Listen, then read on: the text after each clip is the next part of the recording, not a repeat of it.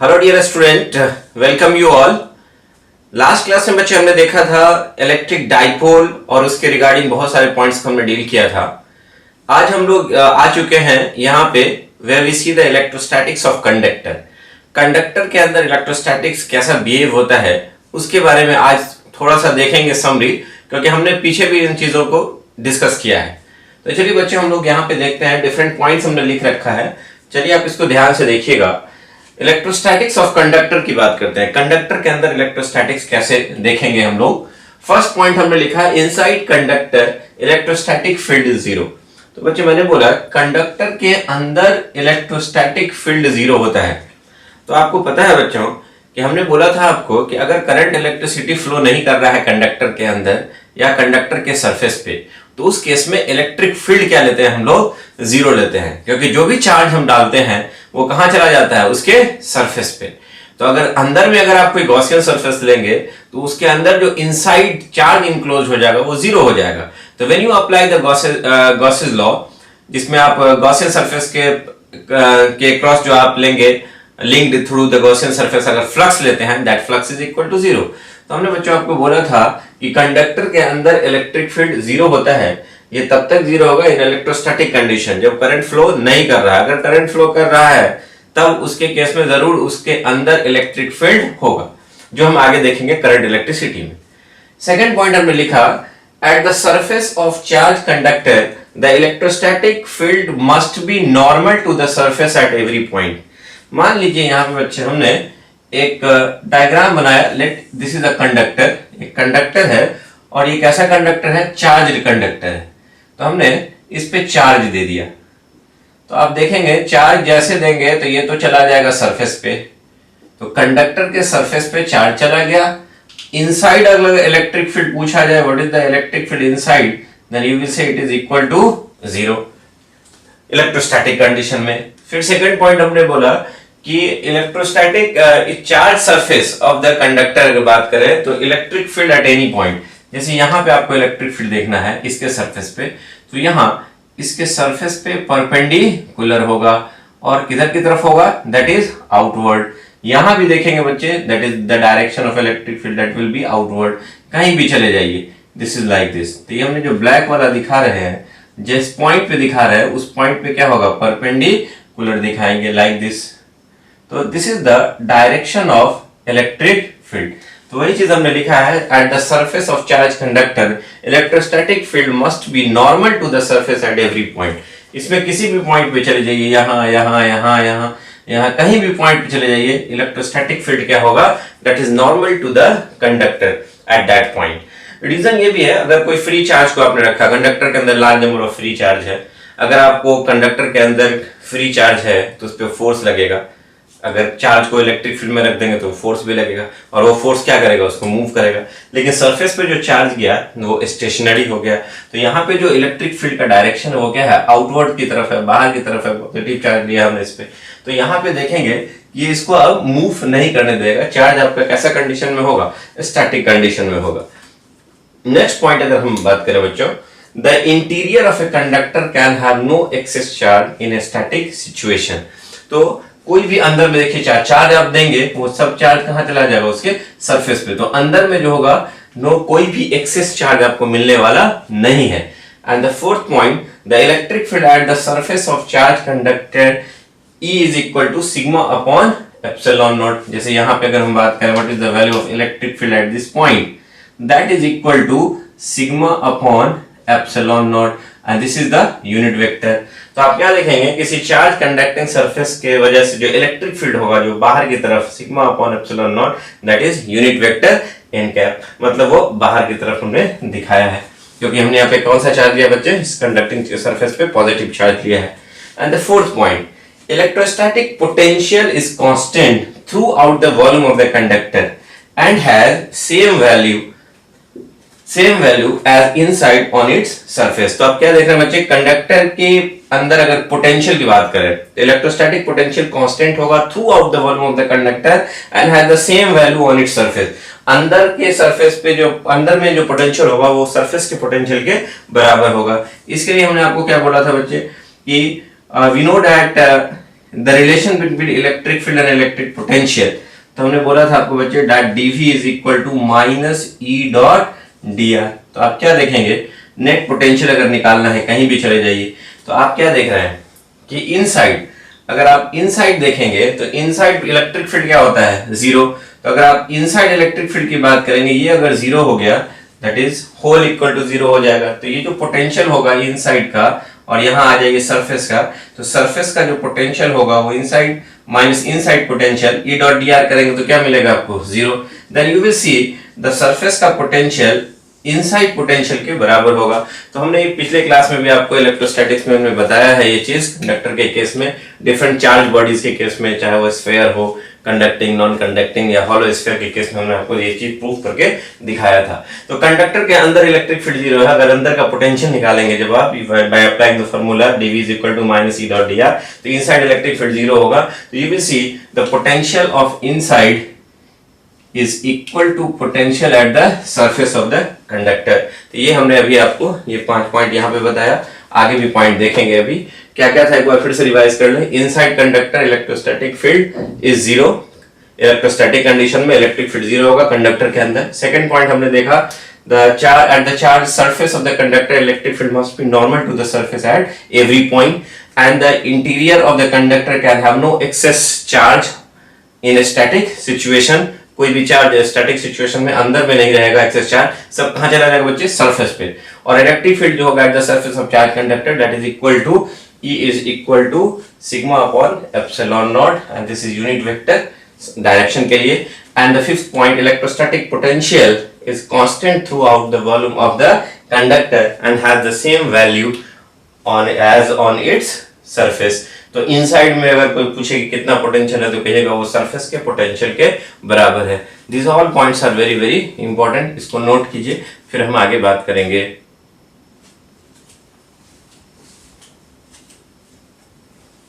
Now see dear student, point number 6 electrostatic shielding. Electrostatic shielding क्या होता है, that is very important for your board examinations. इसमें आते हैं शॉर्ट नोट्स लिखने के लिए व्हाट इज इलेक्ट्रोस्टैटिक शील्डिंग, और कंपटीशन के लिए इंपॉर्टेंट है। So first of all we see in electrostatic situation if a conductor contains a cavity, if no charge is present inside the cavity, then there can be no net charge anywhere on the surface of the cavity. This means that if you are inside a charge conducting box, you can safely touch any point on the inside wall of the box without being electrocuted, and this is called electrostatic shielding। तो चलिए बच्चों मैं आपको समझाता हूं। यहाँ पे देखेंगे, यहाँ पे एक रीजन है जहां पे इलेक्ट्रिक फील्ड है, that electric field is not equal to zero, मतलब एक रीजन है जिसपे इलेक्ट्रिक फील्ड है, और इस रीजन में हमने एक कंडक्टिंग बॉडी लिया, this is the conducting body, और इस कंडक्टिंग बॉडी के अंदर में एक कैविटी है बच्चे, एक कैविटी है इस कंडक्टिंग बॉडी के अंदर, and this whole conducting body is placed inside the electric field. तो what you will see here, electric field अगर इधर की तरफ है तो ये जो कंडक्टर है ये तो न्यूट्रल था, तो इसका जो नेगेटिव चार्ज जो होगा इलेक्ट्रॉन वो इलेक्ट्रिक फील्ड के अपोजिट डायरेक्शन में जाएगा। देखिए फोर्स लगता है बराबर माइनस क्यू इंटू ई नेगेटिव चार्ज पे, और प्लस पॉजिटिव चार्ज पे प्लस क्यू इंटू ई। तो आप देखेंगे कि इसके अंदर एक पॉजिटिव चार्ज इंड्यूस होगा इसके आउटर सरफेस पे इलेक्ट्रिक फील्ड के डायरेक्शन में, और इसके अपोजिट डायरेक्शन में यहाँ पे क्या मिलेगा आपको, नेगेटिव चार्ज। तो what you will see here, आप देखेंगे कि इस कैविटी के अंदर अगर आपने कोई चार्ज नहीं रखा तो मस्ट रिमेंबर, अगर इस कैविटी के अंदर कोई चार्ज नहीं है, इन दैट केस कैविटी के सरफेस पे कोई भी चार्ज नहीं होगा, मतलब सरफेस चार्ज डेंसिटी कहेंगे जीरो होगा inside the cavity. And what you will see here, the electric field inside the cavity will be zero, क्योंकि अगर आप कोई गॉसियन सरफेस लेंगे तो गॉसियन सरफेस अगर आप लेते हैं तो what you will find here, inside electric field zero हो जाएगा। तो आप कोई भी, क्योंकि चार्ज ही कोई इंक्लूड नहीं किया है तो इसके अंदर इलेक्ट्रिक फील्ड जीरो होगा। तो इस कैविटी के अंदर आप देखेंगे इलेक्ट्रिक फील्ड जीरो होगा, सरफेस चार्ज डेंसिटी जीरो होगा, और अगर इलेक्ट्रिक फील्ड जीरो है देन पोटेंशियल क्या होगा बच्चे, कांस्टेंट होगा, E बराबर माइनस dV अपॉन dr से, और ये जो पोटेंशियल कांस्टेंट होगा that is equal to potential of the surface. What you will see here, inside the conducting body, अगर कंडक्टिंग बॉडी के अंदर बच्चों देखा जाए तो यहाँ पे भी इलेक्ट्रिक फील्ड जीरो होगा। आपको बताया गया इलेक्ट्रोस्टैटिक सिचुएशन में कंडक्टर के अंदर इलेक्ट्रिक फील्ड जीरो होता है, जो भी चार्ज होगा वो सरफेस पे जाएगा, तो अंदर इलेक्ट्रिक फील्ड जीरो। अंदर में इस कंडक्टिंग बॉडी के इनसाइड कोई भी एक्सेस चार्ज नहीं होगा, इसलिए अंदर का सरफेस चार्ज डेंसिटी क्या हो जाएगा बच्चे, जीरो हो जाएगा।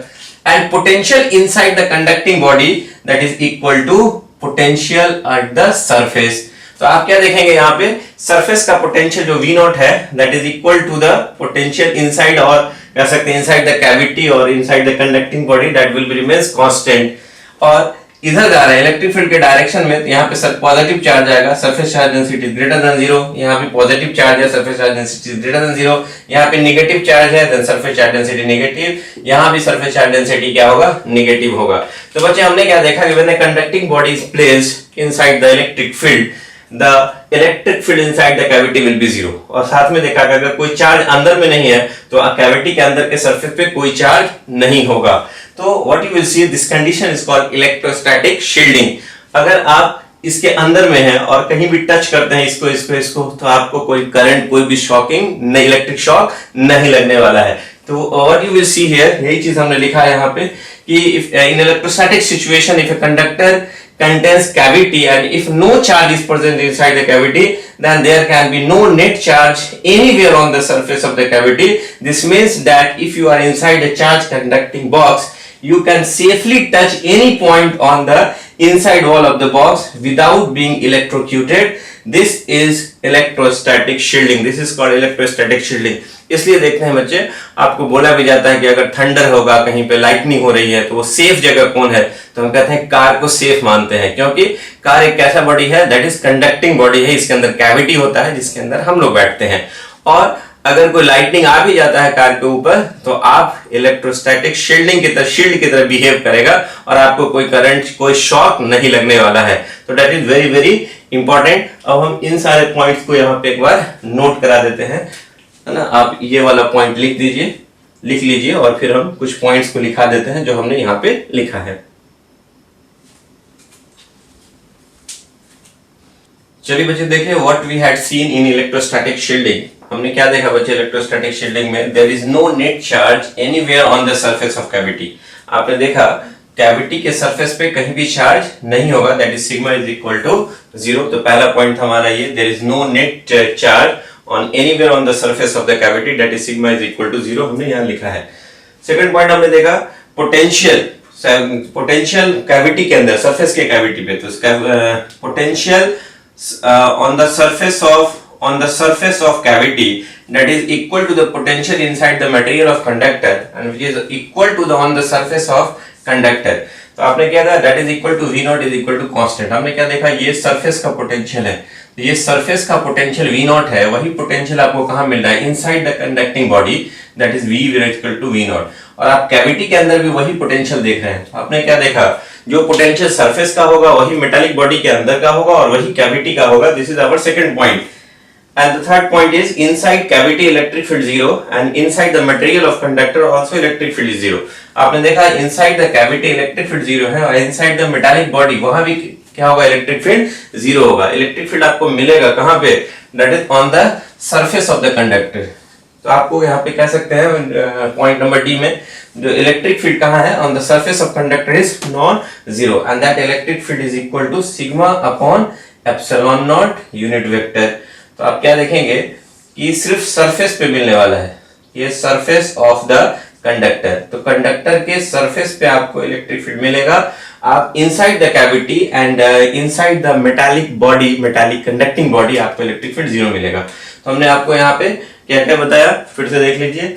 आप देखेंगे there is no net charge anywhere on the surface of the cavity, cavity के अंदर कोई भी नेट चार्ज नहीं होगा। सेकंड, पोटेंशियल कैविटी के सरफेस पे या इनसाइड द मेटालिक बॉडी, उसके मेटालिक बॉडी के सरफेस के पोटेंशियल के बराबर होगा।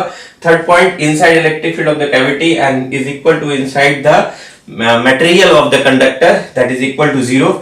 potential electric field on the surface of conductor जो होगा that is non-zero, that is equal to sigma upon epsilon naught, where sigma is surface charge density and unit vector n जो direction को बताएगा।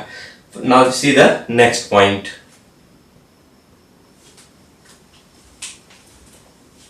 now see point number E। If a charge conductor with non-uniform distribution of charge, ये एक charge conductor है जिसमें non-uniform distribution of charge है। sigma 1 and sigma 2 are the surface charge densities at the portion where the radii of curvature is r1 and r2 of what you had seen here। यहाँ देखेंगे ये एक conductor है, इस conductor के अंदर surface पे आपने चार्ज डिस्ट्रीब्यूट किया, this is non uniform charge distribution. Except spherical case में जो चार्ज डिस्ट्रीब्यूशन होता था वो यूनिफॉर्म, यहाँ पे हमने ले लिया एक इरेगुलर शेप का ले लिया। तो अगर हम बात करें इस पे, अगर आप स्फेरिकल के केस में देखते यूनिफॉर्म डिस्ट्रीब्यूशन होता था, एक्सेप्ट स्फेरिकल, इसलिए मैंने बोला अगर आपने कोई दूसरा रेडियाई ले लिया R1 R2 या मल्टीपल रेडियाई का जो आपके स्फेयर इरेगुलर शेप का है, और अगर इस पे आपने चार्ज दे दिया, that charge distributed non uniformly. If here is a point, तो इस कर्व का जो रेडियस है दैट इज R1 और यहाँ का सरफेस चार्ज डेंसिटी है सिग्मा 1, और ये देख रहे हैं आप R2 रेडियस ऑफ कर्वेचर ये, और यहाँ का सरफेस चार्ज डेंसिटी है सिग्मा 2। अब देख रहे हैं सिग्मा 1 एंड सिग्मा 2 आर जो वैल्यू होगा नॉन यूनिफॉर्मली डिस्ट्रीब्यूटेड है। तो हम जानते हैं, हमने पिछले क्लास में बताया था आपको जब शेयरिंग ऑफ चार्ज बता रहे थे, द सरफेस चार्ज डेंसिटी देख रहे थे that is inversely proportional to r, that surface charge density is inversely proportional to r in case of hair. So what you will see, sigma 1 upon sigma 2 बराबर R2 upon R1, sigma 1 upon sigma 2 बराबर R2 upon R1, that is inversely proportional to R। क्योंकि यहाँ पे आप क्या देख रहे हैं बच्चे, that is R1 is less than R2, इसका मतलब sigma 1 is greater than sigma 2, और अगर R1 कम है R2 से तो यहाँ पे sigma 1 जो होगा वो ज्यादा होगा than sigma 2 के, then you will see electric field at the point 1 will be greater than electric field at the point 2। Here is the point 2 and here is the point 1। तो what you will see here, जितना pointed and होगा उसका radius उतना ही कम होगा, और radius जितना कम रहेगा surface charge density उतना ही ज्यादा होगा, और सरफेस चार्ज डेंसिटी जितना ज्यादा होगा इलेक्ट्रिक फील्ड भी क्या होगा उसके वजह से उतना ही ज्यादा होगा।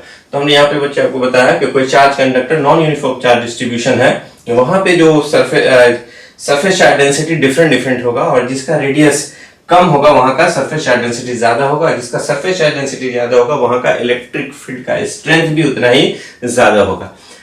तो आप इससे रिलेटेड एक दो पॉइंट है that is called corona discharge. Corona discharge में क्या था बच्चे, आपको आगे हम पढ़ाएंगे वेन डी ग्राफ जनरेटर में, तो आप देखेंगे कि वहां पे मेटालिक ब्रश लिए जाते हैं। तो मेटालिक ब्रश में जितना पॉइंटेड एंड होगा वहां पे देखेंगे सरफेस चार्ज डेंसिटी उतना ही ज्यादा होगा, और जितना सरफेस चार्ज डेंसिटी ज्यादा होगा वहां पे इलेक्ट्रिक फील्ड उतना ही ज्यादा होगा। मान लीजिए कोई इस तरह का पॉइंटेड एंड ले, ये मेटालिक सरफेस ले ले, मेटालिक ब्रश ले ले, और उस पर आपने चार्ज दे दिया है, तो what you will see here, आप जब चार्ज देंगे तो आपको क्या मिलने वाला है। तो जो मेटालिक ब्रश आप है तो उसमें देखेंगे कि ये जो एंड आप देख रहे हैं, ये वाला एंड, यहाँ पे जो पॉइंटेड एंड है मेटालिक ब्रश है, मेटालिक ब्रश पे आपने जो पॉइंटेड एंड देखा, यहाँ का जो सरफेस चार्ज डेंसिटी होगा that is very very high. तो इसकी वजह से जो यहाँ पे इलेक्ट्रिक फील्ड होगा that is equal to sigma upon epsilon naught.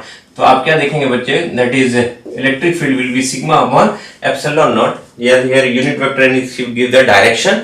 तो what you will see here, यहाँ पे जितना पॉइंटेड एंड होगा, ये this is the pointed and, तो जितना भी पॉइंटेड एंड होगा, और हमने आपको बताया दिस इज मेटालिक ब्रश, अगर कोई मेटालिक ब्रश ले लीजिए, उसका जो पॉइंटेड, इस पे चार्ज दे दिया आपने, जितना पॉइंटेड एंड होगा वहां का सिग्मा उतना ही ज्यादा होगा, जिसकी वजह से इलेक्ट्रिक फील्ड स्ट्रेंथ उतना ही ज्यादा होगा। और अगर ये electric field that is greater than equal to the dielectric strength of air, मतलब हाईएस्ट इलेक्ट्रिक फील्ड उससे ज्यादा देंगे तो एयर भी कंडक्टिंग हो जाएगा, that is 3 × 10⁻⁶ volt per metre. अगर ये इलेक्ट्रिक फील्ड इससे ज्यादा हो गया, उस केस में एयर का डाइलेक्ट्रिक ब्रेकडाउन हो जाएगा और चार्ज यहाँ से एयर में लीक करने लगेगा, that is called corona discharge.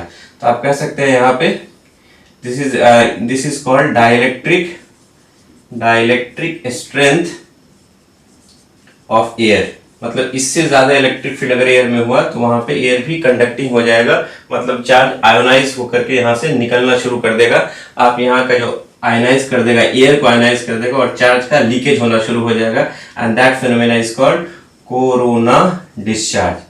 तो what you will see here, corona discharge, इस फेनोमेना को क्या कहते हैं हम लोग, कोरोना डिस्चार्ज। इसलिए आप देखते होंगे बच्चों, घर के ऊपर जो एक एंटीना लगाया जाता है, बड़ी बड़ी बिल्डिंग है, ऊपर में एंटीना लगा है त्रिशूल टाइप में, तो जो पॉइंटेड एंड होता है उसका एरिया कम होगा, उसका रेडियस कम होगा, तो सरफेस चार्ज डेंसिटी ज्यादा होगा। जितना सरफेस चार्ज डेंसिटी ज्यादा होगा, इलेक्ट्रिक फील्ड इतना स्ट्रेंथ ज्यादा होगा, तो अगर कोई लाइटनिंग आता है तो उतना ही ज्यादा चार्ज को क्या करेगा, वो कैप्चर करेगा अपने अंदर इलेक्ट्रिक फील्ड को, और वो फिर लेकर के ग्राउंड में लेके चला जाएगा। दूसरा हमने देखा इलेक्ट्रोस्टैटिक शील्डिंग का एक यूज देखा हमने कि कार के अंदर हम लोग ज्यादा सेफ अपने आप को देखते हैं due to the electrostatic shielding. उसके बाद कभी कभी एक तो पॉइंट और भी याद रखना है, जैसे कोई मेटालिक प्लेट है, एक पे मान लीजिए पॉजिटिव चार्ज है और दूसरे पे नेगेटिव चार्ज है, यहाँ पे इलेक्ट्रिक फील्ड है, let it be the electric field here like this. तो आप इलेक्ट्रिक फील्ड अगर देख रहे हैं और इसके अंदर अगर आपने कोई कंडक्टिंग मटेरियल डाल दिया, कोई कंडक्टर डाल दिया, तो कंडक्टर में जो फ्री इलेक्ट्रॉन्स होंगे वो क्या होंगे, फिर से रिडिस्ट्रीब्यूट करेंगे और इधर की तरफ चले जाएंगे।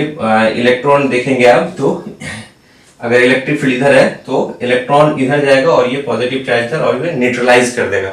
उस केस में अगर ये कंडक्टर ले लेते हैं, तो कंडक्टर अगर कोई ले लीजिए तो इलेक्ट्रिक फील्ड इनसाइड क्या हो जाएगा बच्चे, जीरो हो जाएगा अगर इसके अंदर प्लेट्स के अंदर डाल दिए। और अगर ऐसा सिचुएशन हो जाए कि दो मेटालिक प्लेट है, इसमें आपने ऑलरेडी चार्ज दिए हुए हैं प्लस चार्ज और यहाँ माइनस चार्ज, और इसके अंदर कंडक्टिंग मेटालिक प्लेट लिया, this is the metallic plate और कह सकते हैं कि कंडक्टर ले लिया, कंडक्टिंग प्लेट, लेकिन इस पर पूरा टच नहीं किया है। तो what you will see here, अभी जो एक्सटर्नल इलेक्ट्रिक फील्ड होगा प्लस और माइनस, ये इधर की तरफ होगा और प्लस क्यू के वजह, यहाँ प्लस क्यू है, यहाँ माइनस क्यू है, यहाँ प्लस क्यू है, तो यहाँ एक माइनस क्यू पोलराइज करेगा और यहाँ माइनस है तो यहाँ इस साइड में क्या आपको इंड्यूस करेगा, दैट इज प्लस क्यू। और आप अंदर में इलेक्ट्रिक फील्ड क्या देखेंगे बच्चे, वो इधर की तरफ होगा और ये इलेक्ट्रिक फील्ड अंदर का इनसाइड और बाहर का इलेक्ट्रिक फील्ड इधर एक दूसरे को न्यूट्रलाइज कर देगा और इसके अंदर नेट इलेक्ट्रिक फील्ड क्या हो जाएगा, that is equal to zero. तो आपने देखा कोई मेटालिक स्लैब को अगर कंडक्टर के अंदर रख दें तो उसके अंदर इलेक्ट्रिक फील्ड जीरो होगा, अगर पूरा फुल कर दीजिए तब भी जीरो होगा, और अगर आपने अंदर में देखा यहाँ पे that is equal to zero.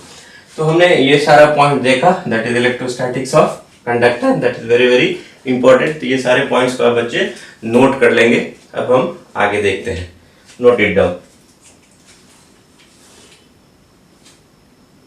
Now dear student, we see the 7th number point, cavity inside a conductor and charge distribution। बच्चे एक मेटालिक कंडक्टर है, this is the conducting body. अगर ये आपने एक कंडक्टर ले लिया और इस कंडक्टर के अंदर एक कैविटी है, दिस इज द कैविटी, ये वाला जो बच्चे दिस इज द कैविटी। अभी हमने देखा था कंडक्टर के अंदर एक कैविटी लिया था और चार्ज दे दिया था हमने इसके ऊपर, और उसके बाद हमने इलेक्ट्रिक फील्ड, इलेक्ट्रिक पोटेंशियल वगैरह कैलकुलेट किया था। तो बच्चे आज के अब जो देखने वाले नेक्स्ट पॉइंट हमारा क्या है, ये कंडक्टर के अंदर जो कैविटी है उसके अंदर हमने एक चार्ज रख दिया प्लस क्यू, इसकी वजह से चार्ज का डिस्ट्रीब्यूशन क्या होगा। तो that is very very important. ये क्वेश्चन ज्यादातर ट्रिकी क्वेश्चन पूछे जाते हैं। तो आपको बच्चों क्या याद रखना है, दो तीन पॉइंट जो हमने बताया आपको, वो आपको पिछला जो पॉइंट्स बताया वो इज वेरी वेरी इंपॉर्टेंट। जैसे इलेक्ट्रिक फील्ड जो होगा किसी चार्ज कंडक्टर पे परपेंडिकुलर टू द सरफेस होगा, inside the metallic conductor electric field zero होगा, इनसाइड पोटेंशियल सरफेस के पोटेंशियल के बराबर होगा। These are the important point. अब मुझे कहा जाए कि किसी कंडक्टर के अंदर एक कैविटी है, उसके अंदर चार्ज रख दिया, तब बताइए what will be the value of, what is the charge distribution और इलेक्ट्रिक फील्ड लाइंस कैसे बनाएंगे। तो बच्चे इसके लिए आपको दो पॉइंट यहाँ पे याद रखने हैं। नंबर वन कि गॉसेस लॉ का एप्लीकेशन करना है, और दूसरा termination of electric field lines. Electric field lines कहां से कहां जाएगा, तो आपको पता है कि पॉजिटिव चार्ज से नेगेटिव चार्ज की तरफ जाता है। अगर एक ही चार्ज होगा तो आप क्या देखेंगे कि पॉजिटिव चार्ज से कहां जाएगा, रेडियली आउटवर्ड इनफाइनाइट तक जाएगा। तो बच्चों यहाँ पे वही चीज देखेंगे हम लोग, है ना। तो चूंकि ये मेटालिक कंडक्टर है और इस कंडक्टर के अंदर आपने चार्ज प्लस क्यू ले लिया, और मुझे पता है कि इनसाइड अगर हम कोई पॉइंट ले यहाँ पे, तो इनसाइड अगर कोई पॉइंट लिया P, तो यहाँ का इलेक्ट्रिक फील्ड क्या होगा, जीरो होगा।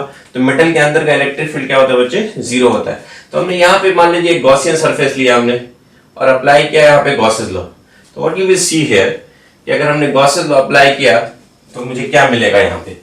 तो देखेंगे बच्चे कि चूंकि ये जो पॉइंट है हमारा P पॉइंट है, तो P पॉइंट जो इनसाइड है, this P point which is inside the metallic conductor, तो inside the metallic conductor electric field क्या होता है बच्चे, जीरो होता है। और ये जो सरफेस लिया हमने, that surface is the Gaussian surface. तो यहाँ पे अप्लाई करेंगे हम लोग, अप्लाइंग गॉसेस लॉ। तो अप्लाइंग गॉसेस लॉ में क्या देखा था हमने बच्चे, net electric flux through the Gaussian surface is equal to charge enclosed by that Gaussian surface divided by epsilon naught. So what will we see here? Net flux through the Gaussian surface is equal to what? E dot ds का integration, है ना, that is equal to charge enclosed by Gaussian surface divided by epsilon naught. What you will see here ये जो point लिया हमने वो metal के अंदर, तो मेटल के अंदर जो हमने कोई भी गॉसियन सरफेस लेंगे तो उसके अंदर जो इलेक्ट्रिक फील्ड होगा वो क्या होगा बच्चे, जीरो होगा। तो अगर यहाँ पे जो inside metallic surface, inside the metal कहिए, दैट इलेक्ट्रिक फील्ड अगर जीरो है तो यहाँ पे चार्ज का वैल्यू कितना लिया जाए, जो चार्ज इनक्लोज्ड है वो कितना लिया जाए, that divided by epsilon naught, that is equal to zero. तो आपने क्या देखा बच्चे, यहाँ पे 0 इंटू एप्सिलॉन नॉट करेंगे that is equal to 0, that is charge enclosed. तो जैसा कि आपको पता है बच्चे, ये चार्ज इनक्लोज्ड आपका 0 के बराबर आना चाहिए। तो आपने अंदर में चार्ज कितना लिया, इस गॉसियन सरफेस के अंदर चार्ज क्या देख रहे हैं, प्लस क्यू। तो इसके अंदर और कितना चार्ज हो कि नेट चार्ज 0 हो जाए, इट मींस इसके अंदर जितना प्लस क्यू है उतना ही आपको क्या लेना पड़ेगा, माइनस क्यू लेना पड़ेगा। तो what you will see here that enclosed charge जो इसके अंदर गॉसियन सरफेस के अंदर जो होगा, तो प्लस क्यू तो आपने लिया है, यहाँ पे कितना चार्ज लिया जाए कि नेट चार्ज क्या हो जाए, 0 हो जाए। तो what you will see here, यहाँ पे चार्ज कितना हो जाएगा, माइनस क्यू। इसका मतलब इस गॉसियन सरफेस के अंदर माइनस क्यू चार्ज होगा। तो इस माइनस क्यू चार्ज जो होगा वो कहाँ होगा, तो इस सरफेस के अंदर नहीं दिखाएंगे, हम कहाँ दिखाएंगे, बाहर। तो आप देखेंगे कैविटी के अंदर वाले सरफेस पे कैसा चार्ज होगा, that is minus Q charge. और आप क्या देखेंगे, दिस माइनस क्यू और प्लस क्यू मिलाकर के नेट चार्ज क्या हो जाएगा, 0 हो जाएगा। तो आपने देखा कि अगर कोई कंडक्टिंग बॉडी है, इसके अंदर कोई कैविटी है, अंदर में एक चार्ज प्लस क्यू लिए, तो यहाँ पे क्या इंड्यूस होगा, दैट इज माइनस क्यू। दूसरा पॉइंट ध्यान में रखेंगे बच्चों, ये जो एक मेटालिक कंडक्टर है, मेटालिक कंडक्टर जो हमने लिया है यहाँ पे वो क्या है, हमारा न्यूट्रल है। तो अगर ये न्यूट्रल मेटालिक कंडक्टर हमने लिया है और इसके इनर सरफेस पे अगर माइनस क्यू चार्ज आ गया, इनर सरफेस पे अगर माइनस क्यू चार्ज आ गया, तो इसके बाकी सरफेस पे कितना होगा, तो आप कहेंगे कि बाहरी सरफेस पे उतना ही चार्ज इंड्यूस्ड होगा, सो दैट कि net charge on the conductor क्या हो जाए, 0, क्योंकि कंडक्टर हमने शुरुआत में क्या लिया है, न्यूट्रल लिया है। तो what you will see here, the induced charge on the outer surface of the metallic surface. Inside आपका कोई चार्ज नहीं होगा, कहां होगा, कैविटी के अंदर वाला जो सरफेस है ये देखिए, उस पे चार्ज होगा माइनस क्यू, और कंडक्टर के बाहर पे कितना होगा, प्लस क्यू, सो दैट कि माइनस क्यू और प्लस क्यू मिल करके क्या हो जाए, 0। न्यूट्रल है तो अंदर में अगर माइनस क्यू है तो बाहर में कितना हो जाए, plus Q, so that net charge on the metal conductor becomes 0। तो बच्चे हमने क्या देखा कि अगर कोई मेटालिक सरफेस है, मेटालिक कंडक्टर है या कंडक्टिंग बॉडी है, उसके अंदर कोई कैविटी है और हमने चार्ज को डाल दिया, तो what you will see here, the charge on the inner surface of the cavity will be negative and outer surface of the conductor will be positive. Now what should be the electric field lines? तो electric field lines आपको पता है बच्चे कि positive charge से जाएगा negative charge की तरफ। तो ये इस तरह से इलेक्ट्रिक फील्ड लाइंस अगर दिखाना होता तो हम लोग ऐसे दिखाते, this is the electric field lines which goes from positive to negative. और क्या देखते हैं, पॉजिटिव यहाँ अगर बाहर आते तो बाहर में क्या देखते हैं आप, मेटालिक सरफेस से वो क्या होगा, बाहर पॉजिटिव से वे आउटवर्ड निकलेगा भी। तो आप देखेंगे पॉजिटिव से इलेक्ट्रिक फील्ड लाइंस क्या होगा, परपेंडिकुलरली बाहर की तरफ निकलेगा। This is the electric field outside the metallic conductor. तो this are the electric field lines, हमने ऐसे दिखाया। बच्चों कभी कभी आपसे ये भी पूछ सकता है कि सर सेंटर पे चार्ज ना हो, अगर आपने ये ले लिया और ये कैविटी है और ये चार्ज हमने यहाँ पे ले लिया प्लस क्यू, तब क्या होगा, ये मेटालिक बॉडी है, तब भी बच्चों ये होगा, प्लस क्यू है तो यहाँ क्या इंड्यूस होगा, that is minus Q charge induce होगा। और यहाँ वाले सरफेस पे क्या इंड्यूस होगा, दैट इज प्लस क्यू। क्या होगा, रीजन हमने बता दिया कि अगर आपने कैविटी में प्लस क्यू चार्ज लिया है और अंदर में कोई गॉसियन सरफेस लेंगे, यहाँ पे इस गॉसियन सरफेस के अंदर इलेक्ट्रिक फील्ड जो होगा, यहाँ पे इनसाइड द मेटालिक कंडक्टर 0 होगा, उस केस में net charge enclosed by this Gaussian surface should be 0। यहाँ प्लस क्यू है तो यहाँ पे क्या इंड्यूस होना चाहिए, अंदर वाले सरफेस पे माइनस क्यू इंड्यूस होगा, और माइनस क्यू यहाँ इंड्यूस होगा तो बाहर वाले पे प्लस क्यू, क्योंकि ये मेटल क्या है आपका, न्यूट्रल था। तो आपने देखा बच्चों, लेकिन यहाँ पे फर्क क्या पड़ेगा, यहाँ पे सेंटर पे ले लिया, आपने साइड में ले लिया, तो आप क्या देखेंगे कि जहाँ पे पॉजिटिव चार्ज है वहां पे जिसके नजदीक है इस सरफेस के, तो वहां पे थोड़ा सा आप डेंस दिखाएंगे नेगेटिव चार्ज को, यहाँ पे थोड़ा दूरी में रहेगा। तो यहाँ पे अगर आप इलेक्ट्रिक फील्ड लाइंस खींचेंगे अगर, तो यहाँ पे आपको थोड़ा सा कंडेंस दिखाना पड़ेगा, है ना, इधर दिखाएंगे थोड़ा फैल करके रहेगा, ताकि नेट इलेक्ट्रिक फील्ड इनसाइड क्या हो जाए, 0 हो जाए। तो आपने देखा बच्चे, if A cavity is inside the conductor, the charge distribution देखें तो उस कैविटी के अंदर वाले सरफेस पे अगर हमने पॉजिटिव चार्ज लिया है तो अंदर वाले सरफेस पे कैविटी पे क्या डेवलप करेगा, इंड्यूस करेगा नेगेटिव चार्ज, और उतना ही पॉजिटिव चार्ज कहाँ डेवलप करेगा, उसके सरफेस पे। तो बच्चे these are the very very important points, आपको याद रखना है कि आपको गॉसियन सरफेस लेना है और इलेक्ट्रिक फील्ड लाइन से अगर खींचना है तो ओरिजिनेट करेगा पॉजिटिव से, टर्मिनेट करेगा नेगेटिव पे और मिडल सरफेस से परपेंडिकुलरली आउट होगा। अगर सरफेस के बाहरी सरफेस पे चार्ज पॉजिटिव है, अगर बाहरी सरफेस पे मेटल के नेगेटिव चार्ज इंड्यूस अगर हो रहा हो तो रेडियली कहेंगे परपेंडिकुलरली इनवर्ड हम लोग दिखाएंगे। तो this is very very important. इस पे अगर क्वेश्चंस आते हैं तो आप इसको आराम से अब सॉल्व कर सकते हैं। तो बच्चे आप इसको नोट कर लीजिए, that is very very important. ये आपके लिए बहुत ही एग्जामिनेशन पॉइंट ऑफ व्यू से वेरी वेरी इंपॉर्टेंट है।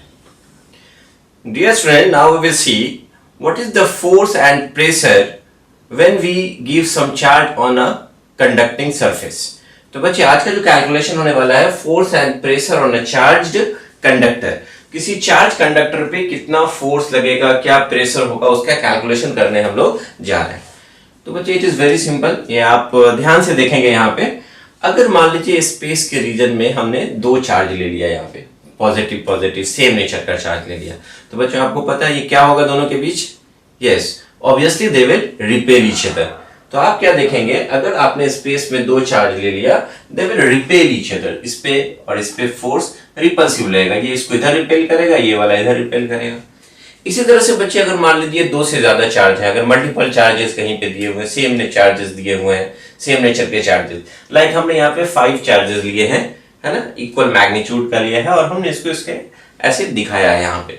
तो क्या देखेंगे, हर चार्ज एक दूसरे को रिपेल करेगा। इस पे इधर की तरफ फोर्स लगेगा, इस पे इधर की तरफ फोर्स लगेगा, इस पे इधर की तरफ, ये इधर की तरफ, मतलब नेट फोर्स जो आप देखेंगे, जो आप दिखा रहे हैं, हर एक दूसरे को क्या करेगा, रिपेल करेगा। सब चाहेगा एक दूसरे से दूर जाना। इसी तरह से हमने बच्चे यहाँ पे एक स्फेरिकल शेल लिया है और आप कह सकते हैं कि ये जो शेल है स्फेरिकल कंडक्टिंग या शेल ले लें या नॉन कंडक्टिंग शेल भी हो, और अपने चार्ज उस पर दिया कुछ यूनिफॉर्मली डिस्ट्रीब्यूटेड, या आप कंडक्टिंग सरफेस ले लेंगे सॉलिड स्फीयर भी, तो जब भी आप इस पे चार्ज देंगे दैट विल यूनिफॉर्मली डिस्ट्रीब्यूटेड, या कहेंगे इवनली हमने डिस्ट्रीब्यूट कर दिया। तो हमने इस सरफेस पे बच्चे चार्ज कितना लिया, कैपिटल की, जो कि इवनली डिस्ट्रीब्यूटेड हो गया। तो इस सरफेस पे जो सरफेस चार्ज डेंसिटी होगा that is sigma. In the same way ये जो चार्ज जो स्प्रेड होगा इसके ऊपर, तो हर चार्ज एक दूसरे चार्ज को क्या करेगा, रिपेल करेगा, जैसा कि इन सब केसेस में हमने दिखाया। जो सेम नेचर के चार्ज हैं एक दूसरे को क्या करेंगे, रिपेल करेंगे। तो आप देखेंगे यहाँ पे बच्चों कि हर चार्ज एक दूसरे को रिपेल करेगा। सब चार्ज कहाँ जाना चाहेगा, एक दूसरे से दूर जाना चाहेगा। तो यू कैन से कि इस पे जो फोर्स लगेगा लाइक दिस, तो हर चार्ज एक दूसरे को रिपेल करेगा। तो आप देखेंगे ये पूरे स्फीयर पे देख रहे हैं जो चार्ज स्फीयर है वो एक दूसरे से दूर जाना चाहेगा। तो हमने एक ब्लू लाइन से आपको दिखा दिया, this is the force acting on the charge spherical shell. तो क्या अब ये बात आती है कि क्या आप इस फोर्स को कैलकुलेट कर पाएंगे, उसकी बात करेंगे हम लोग। और दूसरी बात कि अगर ये सब बाहर की तरफ जा रहा है, बाहर की तरफ फोर्स लग रहा है, तो अंदर से आप देखेंगे बच्चों कि ये एक प्रेशर एग्जर्ट होगा, है ना। And what will be the pressure inside the charge conducting spherical shell? तो बच्चे यहाँ पे मुझे एक तो कैलकुलेट करना है कि प्रेशर क्या होगा, है ना, और फोर्स कितना लगेगा वो हमें कैलकुलेट करना है। तो आज का यही डिस्कशन है, force and pressure on a charge conducting shell. तो बच्चों हम लोग क्या देखेंगे यहाँ पे, क्या आप ध्यान से देखेंगे, ये जो चार्ज कंडक्टिंग स्फेरिकल शेल है उसके सरफेस पे इलेक्ट्रिक फील्ड की अगर हम बात करें कि इसके सरफेस पे इलेक्ट्रिक फील्ड की वैल्यू कितनी होगी, तो हमने पढ़ रखा है that is equal to sigma upon epsilon naught. तो आपने ऑलरेडी पढ़ रखा है कि किसी चार्ज कंडक्टिंग सरफेस की वजह से इलेक्ट्रिक फील्ड जो निकालते हैं हम लोग that is equal to sigma upon epsilon naught. And very interesting fact क्या है बच्चे, अगर आप ध्यान से देखेंगे कि हम लोगों ने ये देखा था कि electric field inside the spherical shell, तो हमें ये पता था कि इसके इनसाइड जो इलेक्ट्रिक फील्ड होता है दैट इज इक्वल टू 0, और सरफेस पे जो होता है that is equal to sigma upon epsilon naught. ये स्फेरिकल शेल के अंदर हमने देखा था कि इनसाइड इलेक्ट्रिक फील्ड 0 है और सरफेस पे हम देखते हैं that is equal to sigma upon epsilon naught. अगर आप ध्यान से बच्चे यहाँ पे देखना चाहेंगे तो क्या मिलेगा आपको, ध्यान से देखिए कि अगर इसको आपने चार्ज दे दिया है and that charge is uniformly distributed, तो हम इसका एक छोटा सा सेक्शन से आपको दिखाते हैं यहाँ पे कि आप देख रहे हैं कि यहाँ पे जो इलेक्ट्रिक फील्ड है जो इसके सरफेस पे, तो कह सकते हैं यहाँ का जो इलेक्ट्रिक फील्ड है वो आपका एबव है, है ना।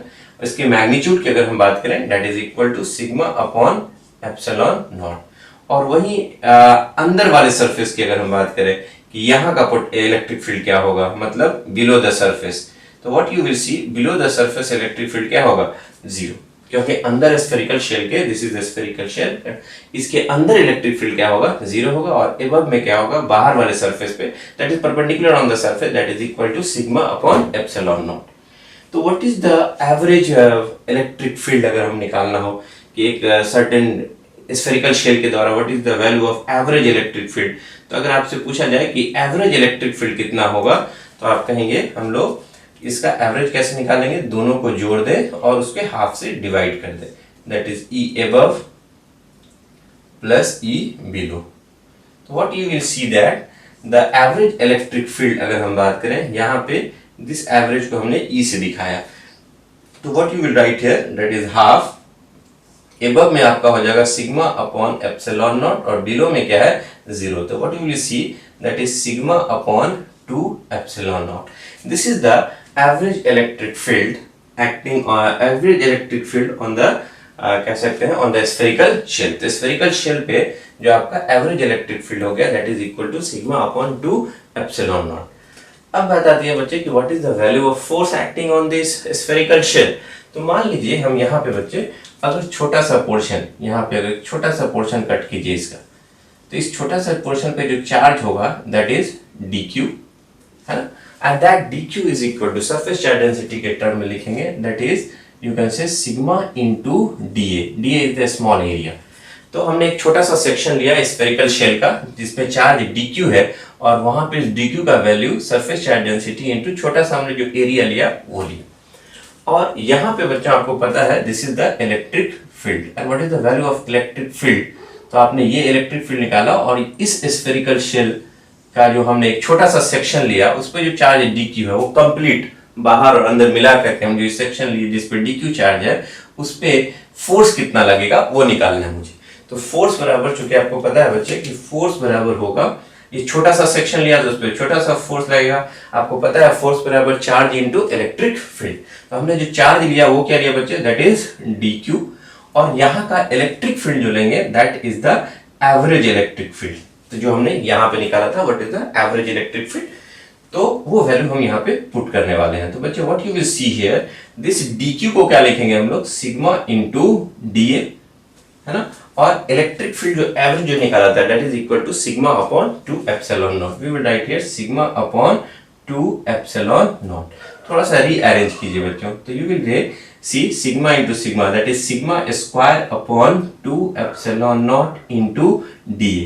तो what is the small force acting on this small section, spherical shell का एक छोटा सा सेक्शन ले लें dA एरिया का, उस पे कितना फोर्स लगेगा that you will see here that is sigma square upon 2 epsilon not, ऊपर में मल्टीप्लाई करेंगे dA।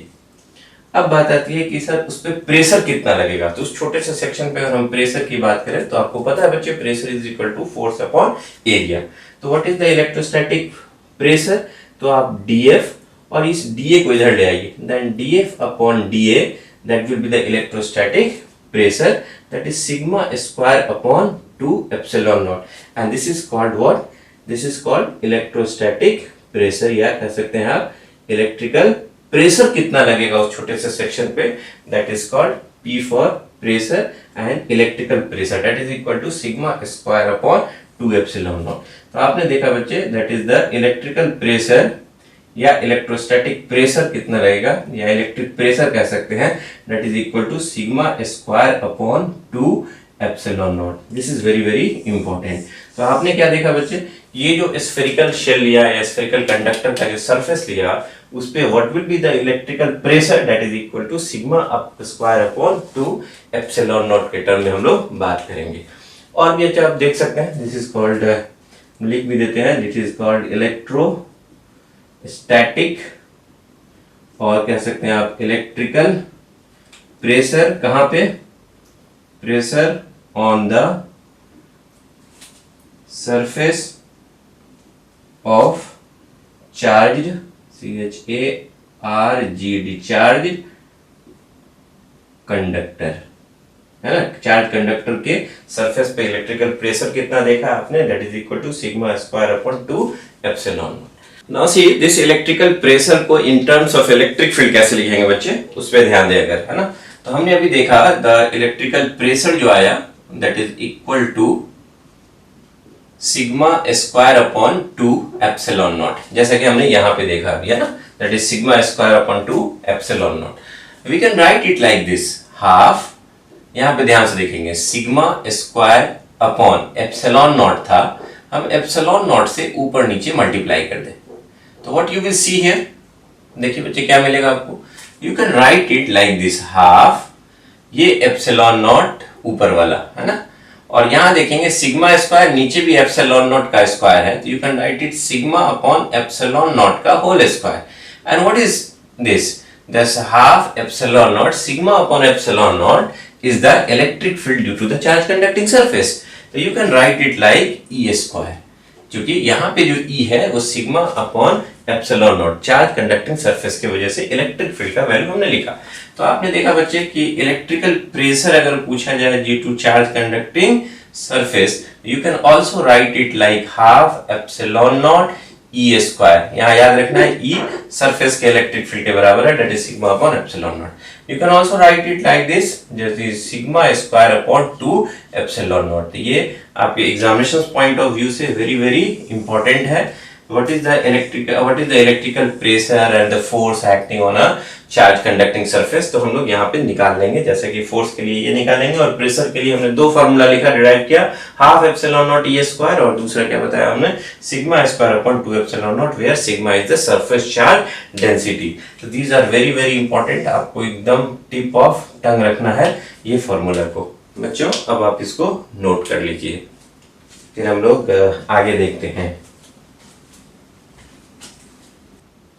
Now dear student, we will see the equilibrium of a charged soap bubble. किसी charged soap bubble का equilibrium में क्या conditions है वो देखते हैं बच्चे। तो हमने 11th में पढ़ रखा है बच्चों, what is the excess pressure inside the soap bubble. This is the soap bubble and the radius of soap bubble is R. Then what will be the excess pressure inside the soap bubble? तो बच्चे आप क्या देखेंगे यहाँ पे कि अगर ये सोप बबल, अभी हमने इस पे कोई चार्ज नहीं दिया है, तो अंदर का जो प्रेशर होगा दैट इज इनसाइड प्रेशर और बाहर का जो प्रेशर होगा that is outside pressure. Then there will be the difference in their pressure and we know that the difference in their pressure is called excess pressure, that is P inside minus P outside. अंदर का pressure जो होता है बच्चे वो ज्यादा होता है देन कंपेयर टू बाहर के प्रेशर, एंड हम लोगों ने क्लास 11th में पढ़ रखा है, that is equal to 40 upon R। This is the excess pressure inside the soap bubble. This is what, this is the soap bubble, this is the soap bubble. और वही बच्चे हमने बताया था आपका, अगर कोई लिक्विड ड्रॉप रहता then it is equal to 2T upon R। Very good. आप यहाँ पे क्या देखेंगे बच्चे, excess pressure inside the soap bubble is equal to what, 40 upon R, where T is the surface tension of the soap solution and R is the radius of soap bubble। तो यही हमने पहला पॉइंट लिखा बच्चे, ध्यान से देखिएगा। We know that excess pressure PEX of a soap bubble at equilibrium condition is equal to, excess pressure is equal to what, that is equal to 40 upon R, where T is the surface tension of soap solution and R is the radius of soap bubble। यह हमने clearly लिख दिया बच्चों, फिर से revise हो गया आपका। surface tension of soap solution is denoted by capital T and the radius of soap bubble is a small r। अब बच्चे यहाँ पे एक बात आई है, अब सेकंड पॉइंट पे आते हैं। हमारा जो ये हेडिंग है वो equilibrium of A charge soap bubble. अगर हमने यहाँ पे कोई चार्ज दे दिया तो बच्चे ध्यान से देखेंगे, अगर आपने इस सोप बबल में चार्ज दे दिया, वो चार्ज यूनिफॉर्मली डिस्ट्रीब्यूट हो जाएगा उसके सरफेस पे, that will behave like a charge spherical shell. इस पे चार्ज दिया आपने, लेट Q, और इसका सरफेस चार्ज डेंसिटी क्या है, sigma, that is charge per unit area. तो बच्चे आप क्या देखेंगे, पहले जो इसके अंदर था वो आपका एक्सेस प्रेशर था, और अब क्या देखेंगे, एक प्रेशर और ऐड हो जाएगा and that pressure is electrical pressure. Electrical pressure एक ऐड हो जाएगा। Then now we will see that point number 2, if a bubble is charged then electrical pressure due to the charge acts outward direction on the bubble। तो पहले भी देख रहे थे बच्चे, ये जो प्रेशर था आपका वो अंदर से बाहर की तरफ जा रहा था, एक्सेस प्रेशर। और अब अगर आपने चार्ज दे दिया तो यहाँ पे जो इलेक्ट्रिकल प्रेशर होगा वो भी इसके बाहर लगेगा। Then what is the value of electrical pressure? तो वी नो दैट, अभी हमने जस्ट किया था, अब हमने जस्ट डिराइव किया था what is the electrical pressure. That electrical pressure हम लोग का आया था that is sigma square upon 2 epsilon naught. तो हम लोग क्या देखेंगे बच्चे, where sigma is the surface charge density. तो अगर हमने किसी सोप बबल पे चार्ज दे दिया तो उसके वजह से एक इलेक्ट्रिकल प्रेशर और बढ़ जाएगा, that is equal to sigma square upon epsilon naught. तो what will be the net pressure, net excess pressure कह सकते हैं आप एट इक्विलिब्रियम कंडीशन। तो पहले क्या देख रहे थे बच्चे, सिर्फ लग रहा था एक्सेस प्रेशर और अब एक इलेक्ट्रिकल प्रेशर भी उसके साथ ऐड हो जाएगा। तो in equilibrium now excess pressure के साथ इलेक्ट्रिकल प्रेशर को जोड़ दिया and that is equal to 40 upon R. तो हमने लिखा है P excess plus electrical pressure को हमने क्या लिखा है यहाँ पे देखेंगे बच्चे, that is sigma square upon 2 epsilon naught and that is equal to 40 upon R. तो अब क्या देखना है आप, एक्सेस प्रेशर के साथ हमने ये ऐड कर दिया sigma square upon 2 epsilon naught. Then what will be the new pressure, excess pressure inside the soap bubble.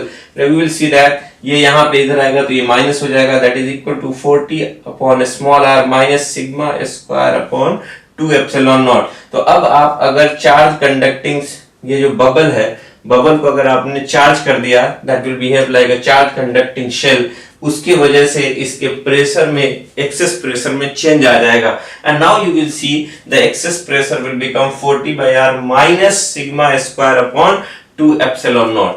तो बच्चे अब हम ये सारे पॉइंट्स को आप नोट कीजिए, फिर उसके बाद हम आगे बात करते हैं। तो जल्दी से आप इसको नोट कर ले। Now see point number 4, if air pressure inside the bubble is equal to the atmospheric pressure outside। तो बच्चे आप यहाँ देखेंगे, अगर अंदर का जो प्रेशर है दैट इज एयर प्रेशर और बाहर का जो प्रेशर है outside that is atmospheric pressure, अगर ये दोनों बराबर हो जाए, if the air pressure inside the bubble is equal to the atmospheric pressure, तो कह सकते हैं बच्चे कि अब इस केस में एक्सेस प्रेशर क्या होगा। तो you know that in this case you know that excess pressure बराबर हमने लिखा था यहाँ पे बच्चे देखिए, inside pressure minus outside pressure, inside pressure is air pressure and outside pressure is atmospheric pressure के बराबर हो गया। then in that case अगर ऐसा हो जाए कि अंदर का pressure, air pressure, excess pressure, air pressure और एटमॉस्फेरिक प्रेशर दोनों बराबर हो जाए, तो what will be the value of excess pressure, excess pressure will become 0।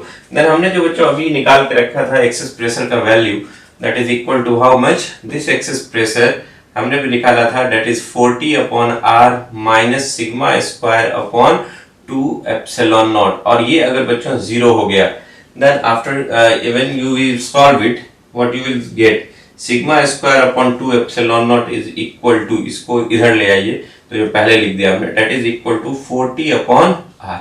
तो what you will get here, तो you will get here sigma square is equal to, ये उधर चला जाएगा, that is 8 t, 2 for the 8 t epsilon naught upon r, और ये square हटाएंगे तो ये रूट में चला जाएगा।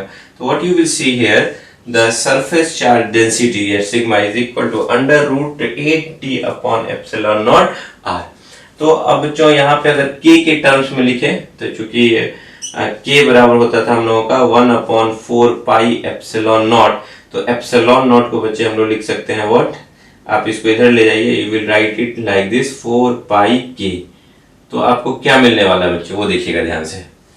तो यहाँ पे जो सरफेस चार्ज डेंसिटी है that sigma is equal to that is under root 8 और यहाँ पे t रहेगा, and what is the value of epsilon naught, epsilon naught को लिख देंगे बच्चों यहाँ पे हम लोग 1/4 पाई k, है ना, 1/4 पाई k, और नीचे एक r है ही।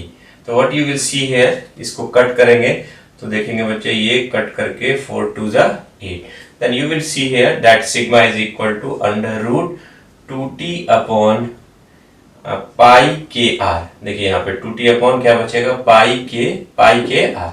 तो this is very very important.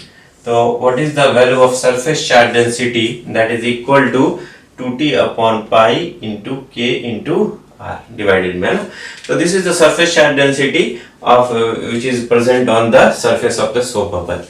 अब बच्चे अगर हमसे ये पूछा जाए कि what is the charge on the soap bubble, इस सोप बबल पे चार्ज कितना होगा, तो चूंकि आपको पता है कि charge is equal to sigma into area, है ना।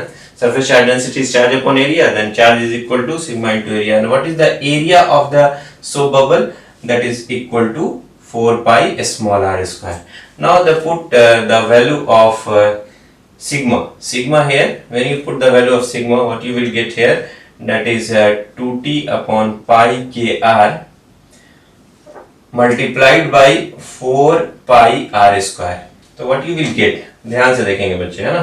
तो जब आप सबको रूट के अंदर लेके चले जाइए तो that is equal to 2t upon pi के आर तो रहेगा ही बच्चे, ये चला जाएगा अगर अंदर 4 का स्क्वायर अंदर जाएगा, that is 16 pi square r के power 4.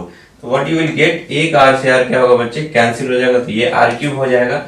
And you will see here that is equal to 16 two ज़ा 32 और एक पाई से पाई बच्चों कैंसिल हो जाएगा. Then you will get here 32 pi r के पावर 3 और ये t तो रहेगा ही 3 pi t, that is this is 32.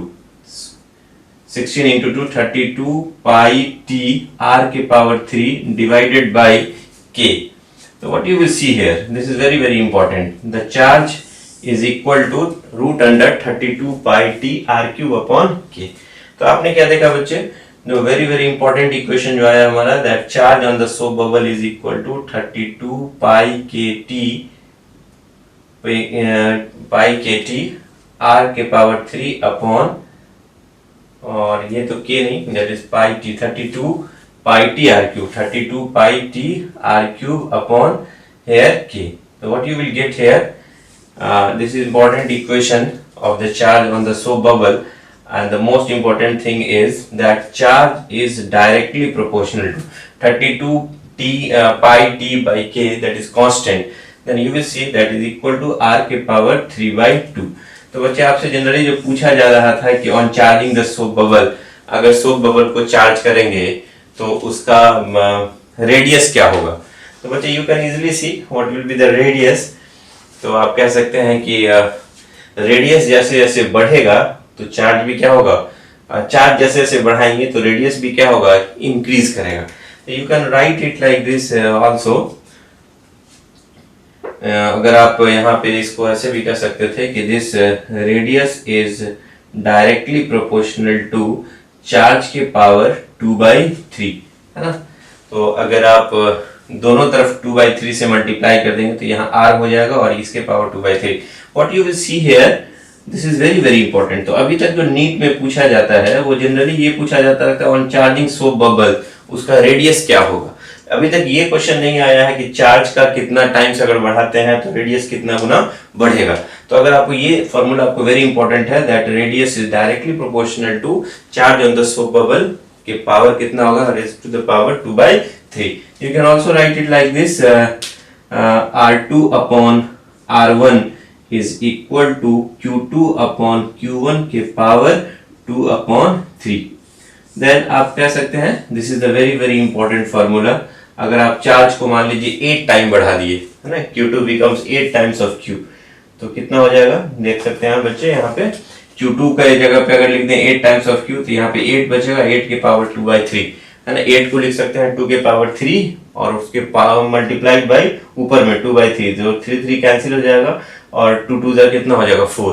तो आप क्या देखेंगे बच्चे, if you multiplied, if you give the charge 8 times of the previous one, पहले क्यू दिया था और अब 8 टाइम्स चार्ज बढ़ा देते हैं, then what will be the new radius. तो द नया रेडियस जो होगा बच्चे that is equal to the 4 times of the original radius. तो पहले आपने क्यू चार्ज दिया था उसका रेडियस r था, अब आपने 8 क्यू चार्ज दे दिया तो नया रेडियस उसका कितना गुना हो जाएगा, 4 गुना ज्यादा हो जाएगा. तो बच्चे आपने क्या देखा, on charging the soap bubble, soap bubble को अगर आप चार्ज कर रहे हैं तो उसका रेडियस इंक्रीज करेगा whether the charge is positive और नेगेटिव. और बच्चे एक चीज और ध्यान रखिएगा, अगर रेडियस इंक्रीज कर रहा है then what will be the pressure, excess pressure. तो एक्सेस प्रेशर में याद रखें that is inversely proportional to r. तो जैसे जैसे बच्चे अगर रेडियस इंक्रीज करेगा चार्ज करने पे, excess pressure of the soap bubble will decreases. तो बच्चे आप इसको नोट कीजिए, फिर हम इसके द्वारा इलेक्ट्रिक फील्ड, इलेक्ट्रिक पोटेंशियल निकालेंगे. तो चार्ज हमारा आ चुका है, that is very very important, इसको आप नोट करें, फिर हम आगे देखते हैं. चलिए बच्चों, now we will see the electric field intensity on the surface of charge soap bubble. तो हमने चार्ज ऑलरेडी निकाल के रखा है, that is under root 32 pi T R cube upon K. Now our fifth point is the electric field intensity, the electric field intensity at the surface of soap bubble is of a surface of charged, ये क्या है, charge soap bubble. तो बच्चों इस charge soap bubble के surface पे electric field का value क्या होगा, वी हैव टू फाइंड। तो बच्चे हम जानते हैं कि this will behave like a charge spherical shell, और उसकी वजह से जो सरफेस पे इलेक्ट्रिक फील्ड इंटेंसिटी होता था that is k q upon r square, where r is the radius of this soap bubble या स्फेरिकल शेल। तो what you will write here, k upon r square, और charge का value अभी हमने निकाला under root 32 pi T small r cube upon k. तो बच्चों आप ध्यान से देखेंगे, इस के बाई आर स्क्वायर को भी इसके अंदर लेके चले जाइए रूट के अंदर। What you will see, k by r अगर अंदर जाएगा that k square upon r के पावर r स्क्वायर है, रूट के अंदर जाएगा r के पावर 4 मल्टीप्लाइड बाय जो अंदर में पहले से था 32 pi T small r cube by k। तो देखेंगे बच्चे क्या से क्या कैंसिल होगा, एक k है ऊपर में k स्क्वायर है, कैंसिल हो जाएगा, एक k बचेगा, और यहाँ r क्यूब है और यहाँ r के पावर 4 है, तो एक r बच जाएगा। Then what you will see, the electric field intensity on the surface of charged soap bubble, that is equal to 32, you will see here 32 pi k t, ध्यान से लिखिएगा 32 pi k t upon small r is here, नीचे सिर्फ small r बचेगा। तो आप ध्यान से देख सकते हैं कि electric field how related to the radius से कैसे इलेक्ट्रिक फील्ड रिलेटेड है, that is very very important. इसको याद भी कर जाना है आपको, है ना, मेडिकल के लिए खास करके, है ना। Now we will see here point number 6, we have to calculate the electric potential on the surface of charge soap bubble. तो हम लिखेंगे द इलेक्ट्रिक पोटेंशियल, अब हम कैलकुलेट करने वाले हैं electric potential on the surface of charged soap bubble. तो बच्चों आपको पता है ये स्फेरिकल शेल के जैसा है, then what will be the potential on its surface, इसके सरफेस पे पोटेंशियल का वैल्यू क्या होगा अगर उसकी बात करें, that potential due to the uniformly charged cell on its surface is equal to kq upon r. we will write here k by r और q के जगह पे that is 32 pi t small r cube upon k। एकदम याद कर लेना बच्चे, this is very very important, है ना। तो what you will see here that is equal to, इसको जब अंदर ले जाएंगे रूट के, that is k square upon r square and 32 pi t r cube upon k है ऑलरेडी। तो what you will see here, एक k से k क्या हो जाएगा बच्चे, कैंसिल हो जाएगा, यहाँ r स्क्वायर है, r क्यूब है, तो ऊपर में एक r बचेगा। Then you will see here the potential is 32 pi, है ना, और एक k भी बचा है ना, 32 pi k T into r। तो दिस इज द पोटेंशियल। तो this is very very important. Potential में देख रहे हैं आप कि रूट अंडर आर है ना, रेडियस, और इलेक्ट्रिक फील्ड में क्या देख रहे हैं, inversely proportional to under root R. तो this is very very important equation, you can easily write like this, v is equal to 32 pi k t r, that is very very important। तो हमने क्या क्या देख लिया बच्चे, uniformly charge soap bubble जिसपे charge q दिया था हमने, जिसके वजह से आपने देखा था कि रेडियस इसका एक्सपेंड किया था, एक केस बताया था हमने, और उसमें देखा कि what is the amount of charge जो हमने कैलकुलेट किया 32 pi k t 32 pi T R cube upon k, है ना बच्चे। और what is the value of electric field, that is root under 32 pi k t upon small r, and what is the potential on the surface of uniformly charged soap bubble, that is equal to under root 32 pi k T into r. और बच्चे हमने surface charge density भी calculate किया था।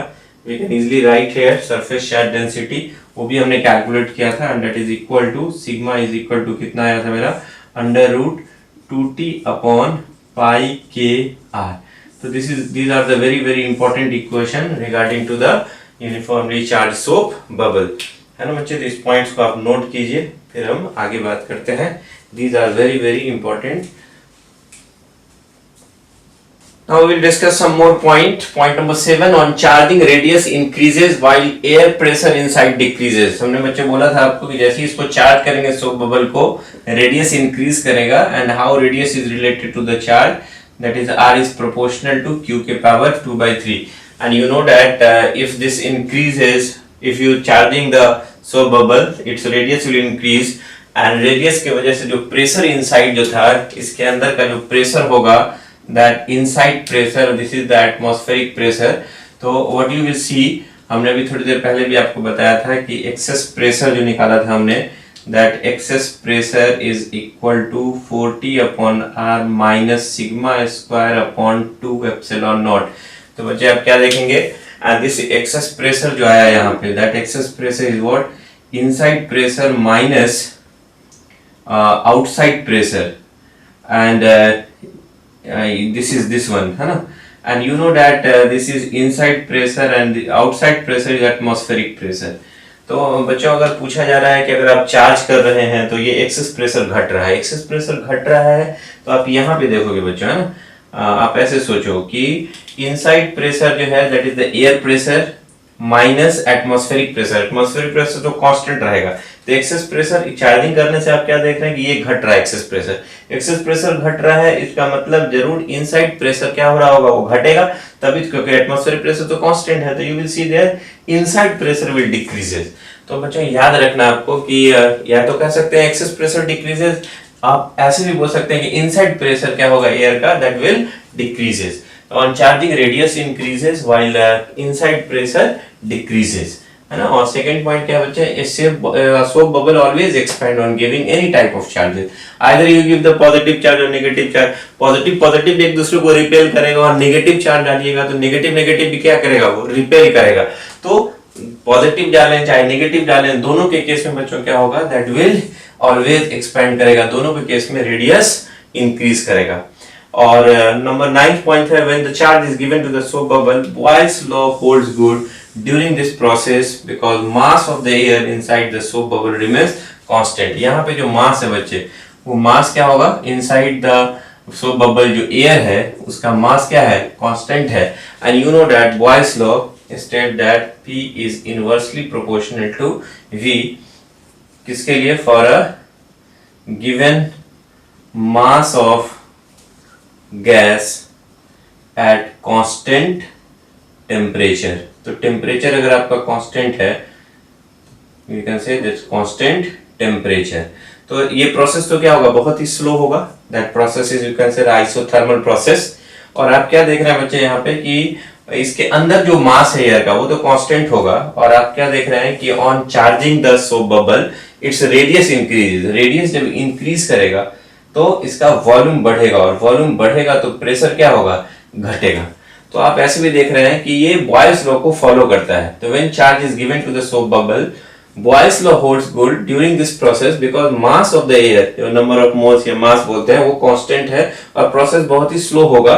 तो कह सकते हैं कि this will holds good for the Boyle's law. तो आपसे पूछा जा सकता है on charging the soap bubble, अगर धीरे धीरे सोप बबल पे चार्ज दे रहे हैं तो क्या ये बॉयल्स लॉ को ओबे करेगा, तो आप कहेंगे yes it can obey the, या it can hold good for the Boyle's law when you charging a soap bubble। तो these are very important points, इसको बच्चे आप नोट कर लेंगे।